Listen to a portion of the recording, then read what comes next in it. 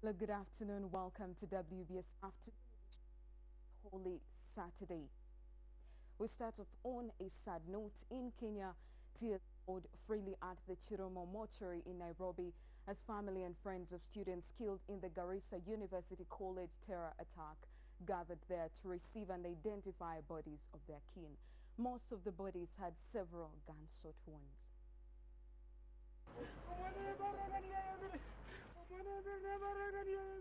On the verge of tears, a dusk to dawn curfew slapped on Kenyans and relatives hanging on hope to identify their children, dead or alive.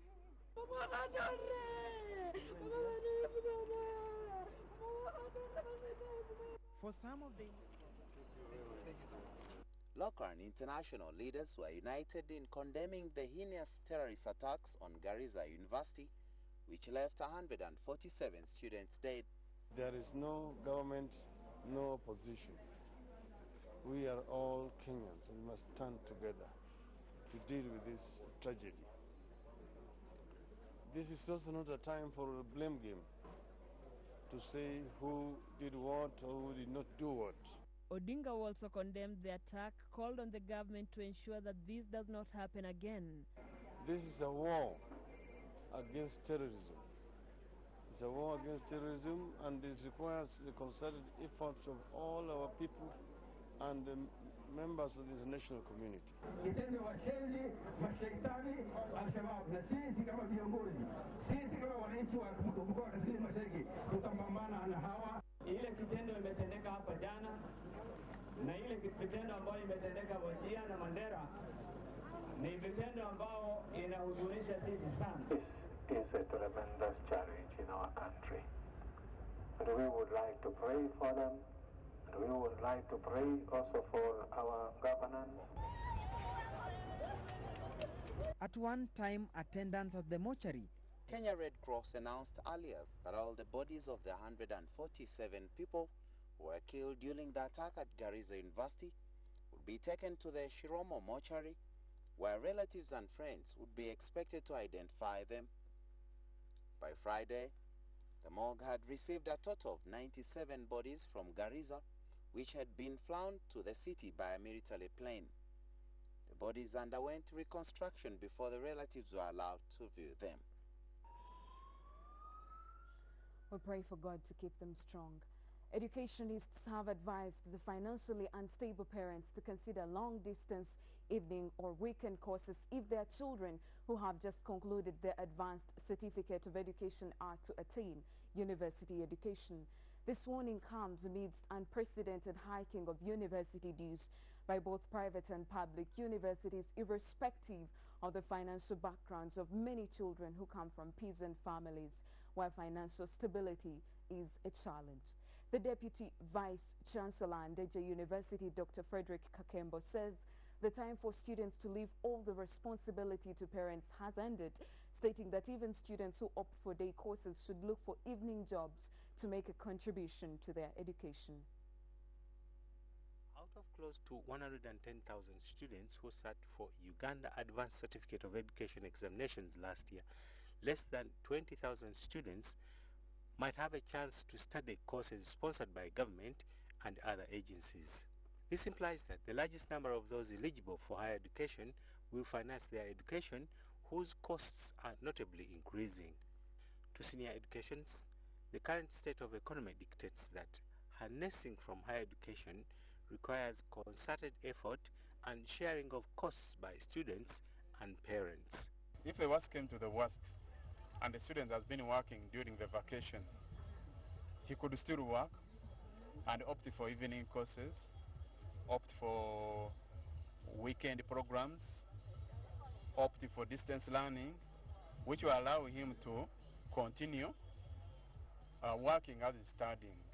Presiding over the Thanksgiving ceremony for the good performance in the 2014 UACE exams, Deputy Vice Chancellor Ndeje University, Dr. Frederick Kakembo, urged other government-aided schools to deploy strong management tactics similar to those of private schools. Kakembo noted that some traditional schools have ceded their positions to private schools because of lack of honesty, reluctancy, and failure to trade according to market forces. They should know that they are competing with within a wide field, and they should be conscious of the fact that they have to deliver. The parents want to deliver. They have to answer the needs of the clients. The clients, both the student and the parent. Mengo Senior School was among the top 10 rankings in the 2014 exams, with all the 458 candidates eligible for higher education, which the head teacher, Kaziwe, attributes to strong culture and set core values. And this is rooted and anchored in its core values of fearing God, respect of persons and property, and integrity, which makes students well disciplined and teachers focused. We have been focused over the years and will continue to be focused in order to get the best out of our students. I'm Stephen Chonka, WBS TV. In other news, the second Deputy Prime Minister, General Moses Ali, is bitter over the increasing immorality among the people in a Germany which has facilitated the spread of HIV/AIDS in the district. The HIV prevalence rate in the district has for years increased to 2%, high above the 0.2% it had been for the last decade.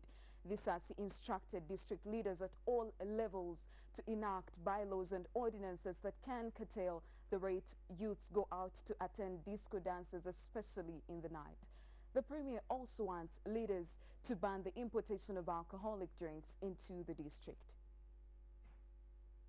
For years, the fight against HIV was centered on agitating for behavior change, but the second Deputy Premier, General Moses Ali, he seems not to have any positive impact on society given the reported increase in the cases of HIV. Now for his home district, statistics from the district indicate an increase in the prevalence rate of HIV from 0.2% to 2% within a period of less than 5 years. People go and dance at night, drinking drinks. They don't know who they go with. People are raped there tonight. They are defiled. And if they are victims, you are all going to spread this disease because of that opportunity you gave people to dance at night. If I were the vice chairman, I would like to fail honorably by stopping this night disco and not get votes. I would prefer to fail that because I'm saving life of the people. The Premier also wants the importation of alcohol into the district barred. To him, alcohol in sachets has facilitated the immorality in the district. We have been drinking our water a long time ago. We never committed suicide. And we again asked the chairman to pass by law and the ordinance, irrespective of whether he will be voted for or not. The Premier also warned the communities about the practice of women inheritance, which he says has wiped out many. Easter has so many feasts related to it, marking the crucifixion, death, and resurrection of Jesus Christ. These are celebrated differently in different parts of the world and beliefs. For Catholic zealots in the Philippines, yesterday they nailed each other 2 crosses and self-flagellated to mark Good Friday. Tourists and locals alike were captivated by the bloody display which seeks to emulate the suffering of Jesus Christ.